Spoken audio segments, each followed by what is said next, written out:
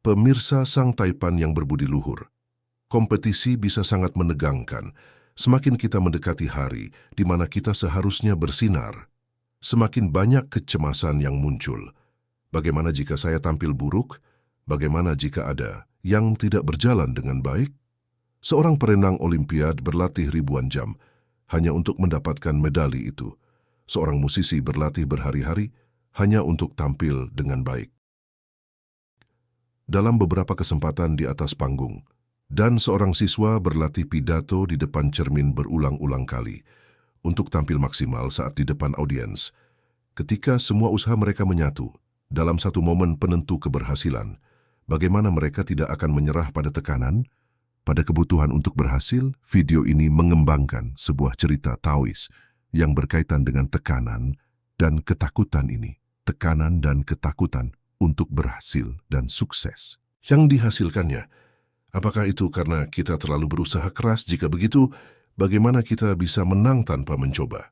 Sang Master Taois Zhuangzi adalah seorang pengamat tajam terhadap alam, termasuk sifat manusia.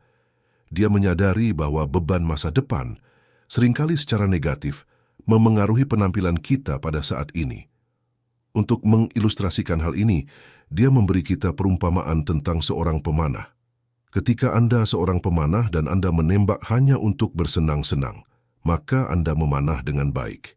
Tetapi jika Anda menembak untuk hadiah kecil, Anda mulai khawatir tentang bidikan Anda. Terlebih lagi jika Anda bersaing untuk mendapatkan emas, maka Anda akan menjadi sangat gugup. Zhuangzi memberitahu kita bahwa keterampilan kita terkait dengan kompetensi dalam melakukan tugas tertentu adalah sama dalam ketiga situasi tersebut. Namun entah bagaimana kita membiarkan keadaan yang berbeda memengaruhi keterampilan kita dengan cara yang berbeda. Mari kita analisis cerita ini untuk menunjukkan bagaimana hal ini bekerja. Ketika kita bermain untuk bersenang-senang, menang atau kalah tentu tidak menjadi masalah. Ini berarti bahwa kita tidak terbebani oleh konsekuensi yang mungkin terjadi.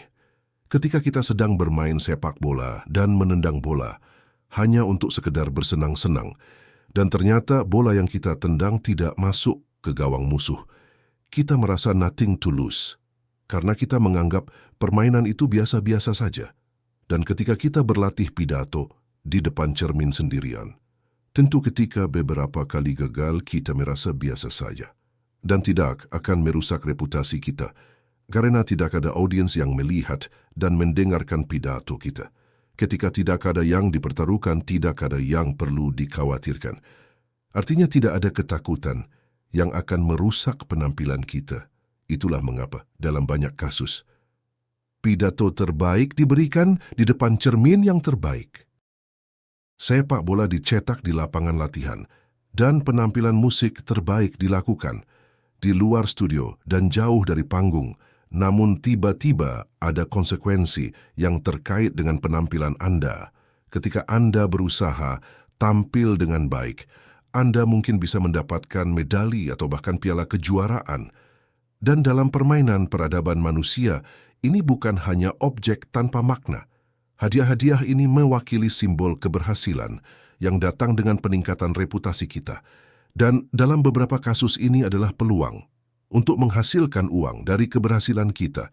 Menang bisa membuat seseorang menjadi kaya dan terkenal, namun kalah bisa mengakibatkan kita kehilangan dukungan, perasaan malu dan rasa bersalah.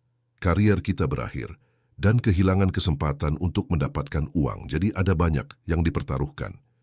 Dan karena hal itu, kemudian muncullah keinginan untuk menang, bersamaan dengan ketidaksukaan terhadap kekalahan. Sampai kemudian kita menyimpulkan bahwa kalah bukanlah pilihan.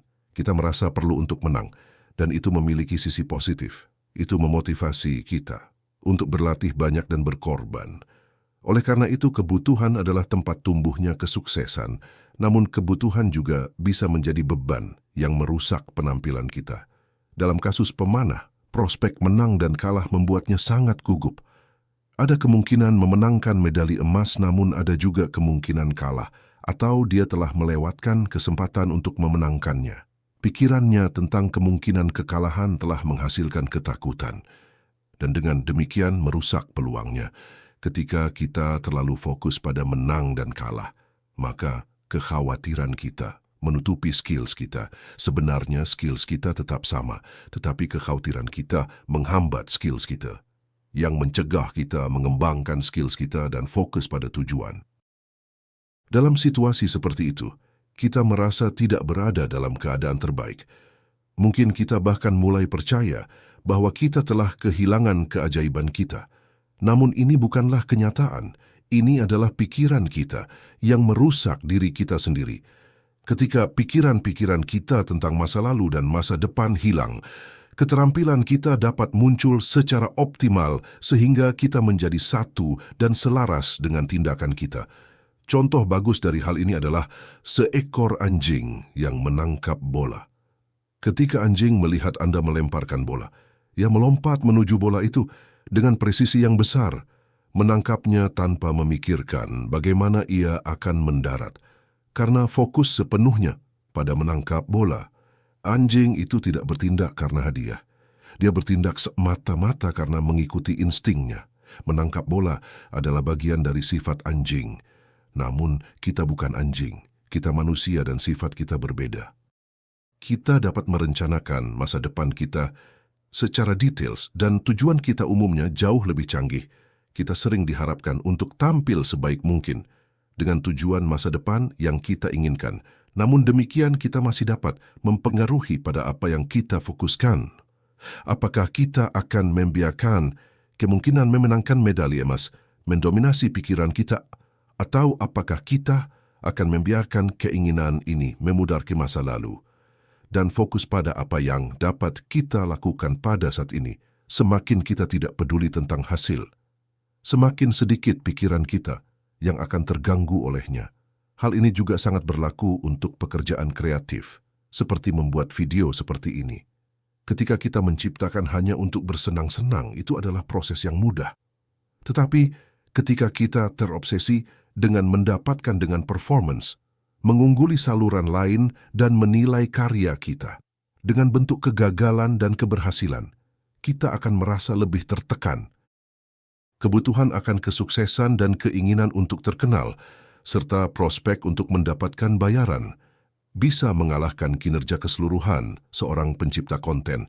Oleh karena itu, ketika ada sesuatu yang dipertaruhkan, dalam beberapa kasus tentang mata pencaharian seseorang, maka apa yang dahulu merupakan waktu luang yang menyenangkan, bisa menjadi tugas yang menimbulkan stres dan kecemasan.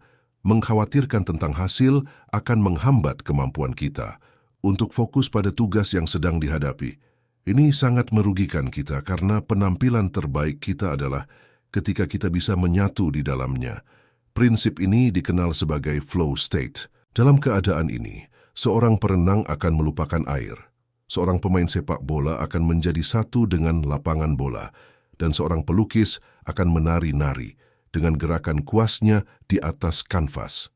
Dalam saat itu, mereka tidak mencoba untuk memenangkan apapun. Mereka tidak bertindak demi mendapatkan hadiah. Mereka telah mematikan harapan dan keinginan mereka, serta mengurangi eksistensi mereka sendiri dalam karya-karyanya.